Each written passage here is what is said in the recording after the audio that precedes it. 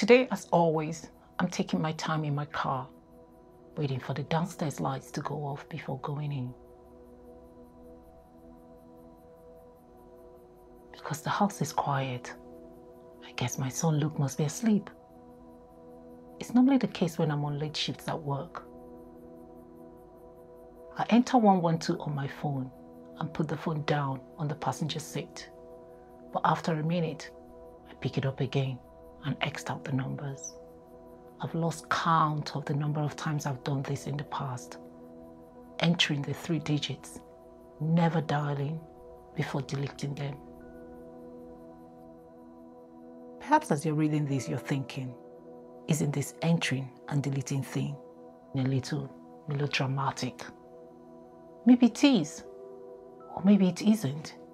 But what I do hope is for you at the end of my story to go, I understand. Just 4 years ago, like you, I was listening to someone else's story. Greg, I don't even like to call his name these days. Him and I were at Evie and Marco's house. We had gone to say goodbye to Evie's mother, who was traveling back to Nigeria. Marco had told us the story of his husband and wife in their 70s who had divorced following a contentious election in their country. All of us had laughed and laughed at this story because the man was 78 years old and the woman was 76. And we had said to each other that such a thing can only happen in that country because the people are crazy, crazy. As we were driving home, the story continued to play in my head, to the extent that I turned to him and asked, why do you think that woman divorced her husband? After the 3rd time of this question, he became annoyed and said, why do you think it is the woman who doesn't want to live with the man and not the man who became tired of the woman? That reasoning was so shocking that I looked at him carefully to check if he was serious. And from the way he held the steering wheel and stared at the empty road with so much concentration, I saw that he meant what he had said. Not at that age, I said to him, correcting him. The downstairs lights go off and the outside of the house becomes dark.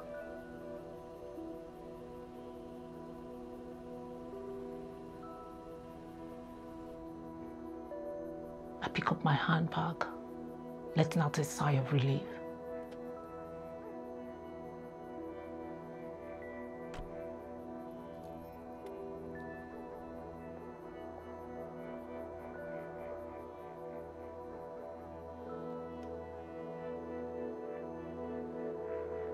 From the doorway of the house, I spot the laptop in the kitchen. He has left it on again. Dropping my bag and phone on the table, I go to get myself something to eat.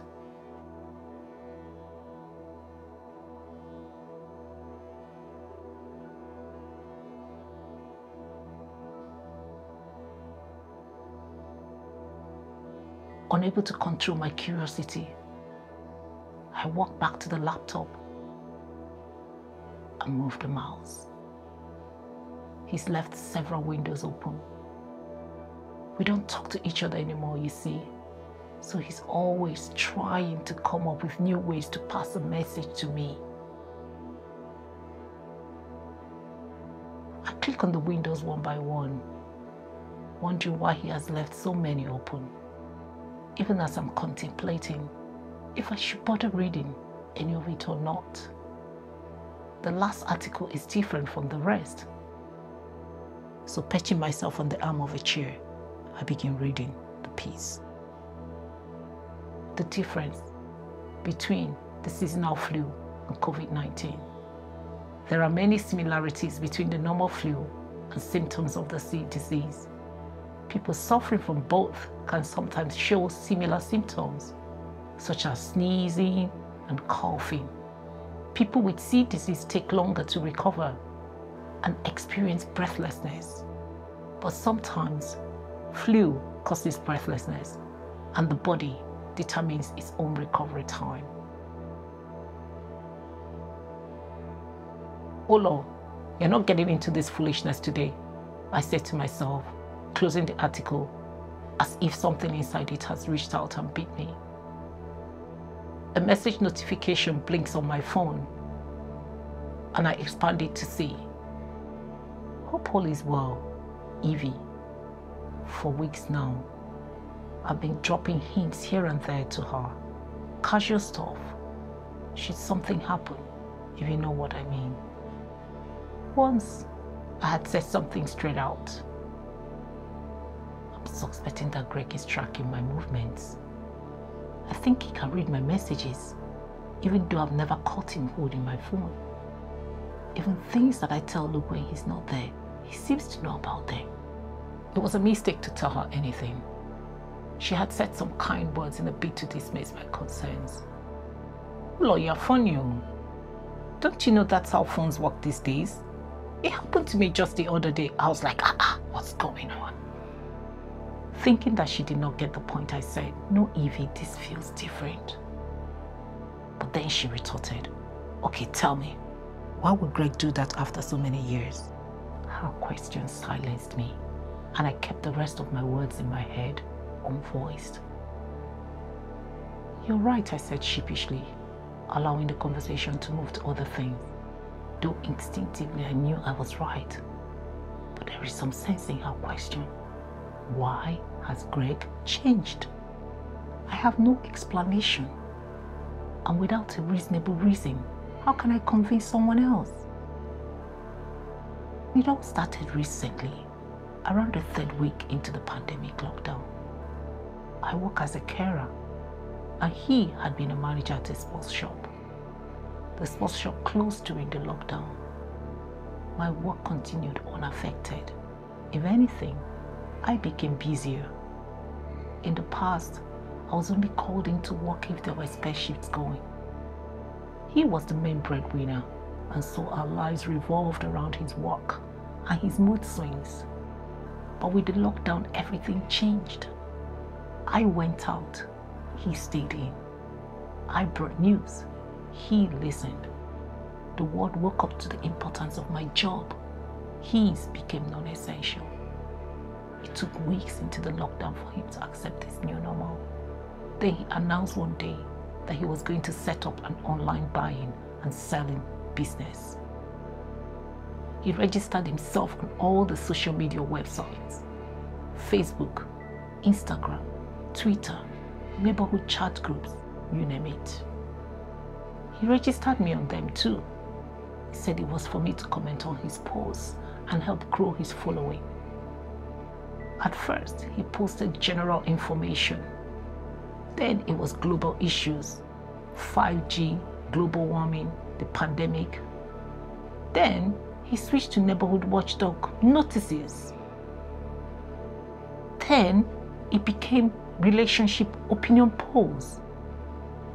If I did not like or comment on his posts, he would pounce as soon as I walked through the door.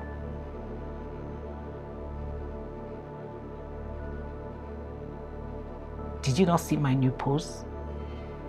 Why did you not say something? How many minutes would it have taken you to write something? And on he would go, berating me as if I were a child. Fed up with his irrational obsession with the numbers of likes and comments on his posts, I suggested a change of career to him. Any type of retraining would be okay, I said. At least for now. It's never too late for these things. A man is only as young as he feels in his heart. I mean, you are still young. Your father, he responded.